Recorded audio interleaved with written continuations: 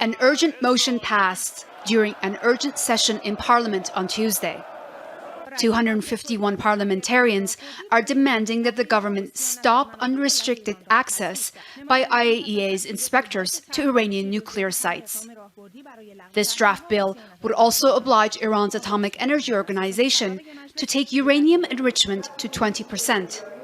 It is now at 4.5%, and under the 2015 nuclear agreement, Iran should be producing enriched uranium at only 3.67%.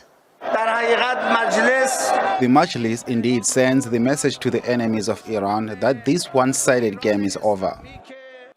This motion will now have to go to the Guardian Council for approval, but all decisions about Iran's nuclear program are made by another body.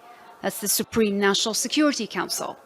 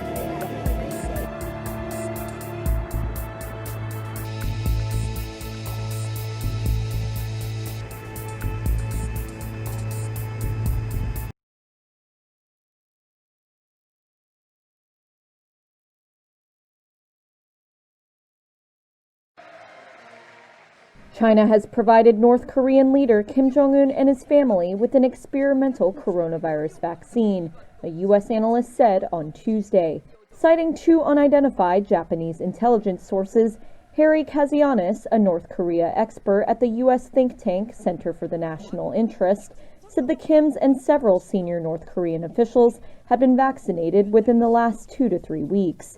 He added that it was unclear which company had supplied its drug candidate to the Kims and whether it had proven to be safe. Citing a U.S. medical scientist, Kazianis also said at least 3 Chinese companies were developing a coronavirus vaccine, including Sinovac, CanSinoBio, and Sinopharm. Sinopharm says its candidate has been used by nearly 1 million people in China.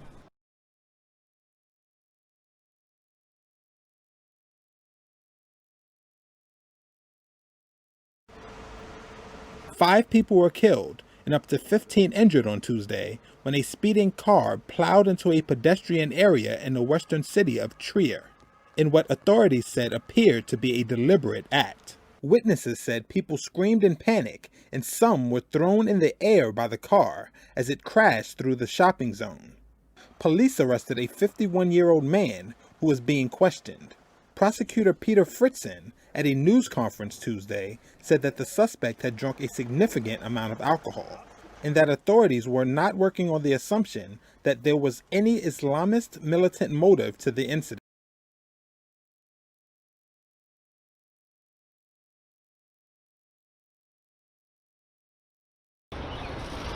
Prominent Hong Kong pro-democracy activist Joshua Wong was sentenced to over a year in jail on Wednesday after pleading guilty to organising and inciting an unlawful protest last year. The sentencing comes as government critics say Beijing is intensifying its crackdown on Hong Kong's opposition and wide-ranging freedoms, guaranteed by the 1997 handover of the former British colony.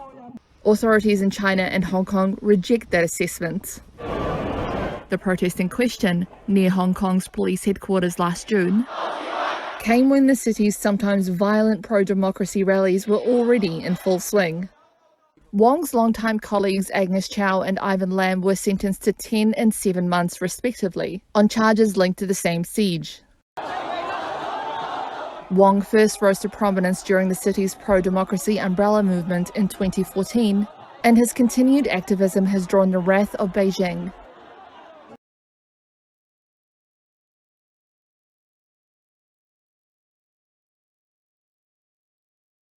Britain has approved the coronavirus vaccine by pharmaceutical partners Pfizer and BioNTech, becoming the first country in the world to do so. The UK government says the shot will be available across the country from next week. The vaccine is the result of a collaboration between US drug maker Pfizer and German company BioNTech. It's still awaiting regulatory approval across the rest of the world, including the EU, where authorities say it could be authorized within weeks. The British Health Minister Matt Hancock welcomed news of the decision by the regulatory authority. It's fantastic news. The MHRA, the fiercely independent regulator, has clinically authorised the vaccine for rollout. The NHS stands ready to make that happen.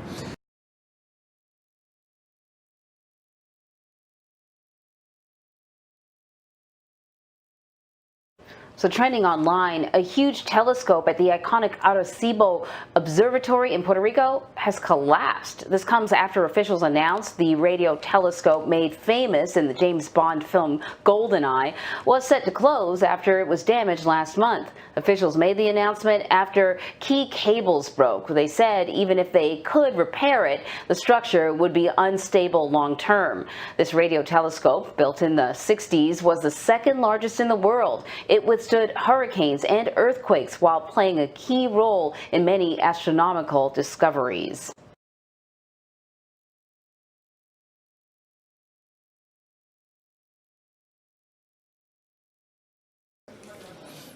Shortly after touching down on the Ocean of Storms, a volcanic plain on the near side of the moon, China's state television showed pictures of yet another homegrown technological breakthrough in space. Chang'e Wu, or Long March 5, is on a historic mission to bring back rock and soil samples from the moon, the first such mission in more than 40 years. This movement is the first step. It steadily landed on the surface, very steady and very good, laying a very important foundation for the next steps. The lander has a number of instruments to make this happen, including a camera as well as scoop and drill capabilities. Next, there's the drilling and collecting of samples on the surface, unfolding the national flag, and making preparations for taking off. If all goes to plan, 2 kilograms of rock and soil samples will be brought to Earth later this month, with hopes of learning more about the moon's origins, formation, and volcanic activity.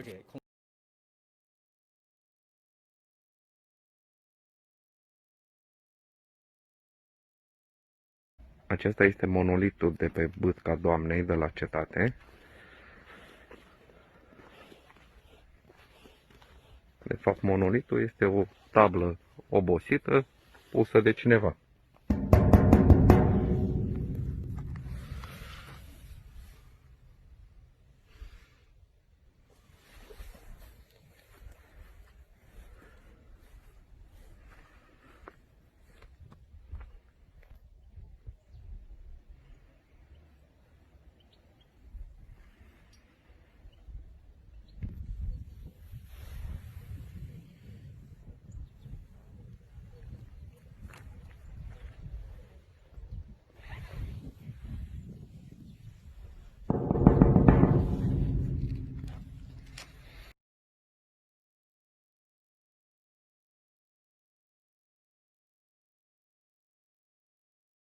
One of the oldest and most well-preserved Islamic-era burial sites in Spain has been uncovered during roadworks.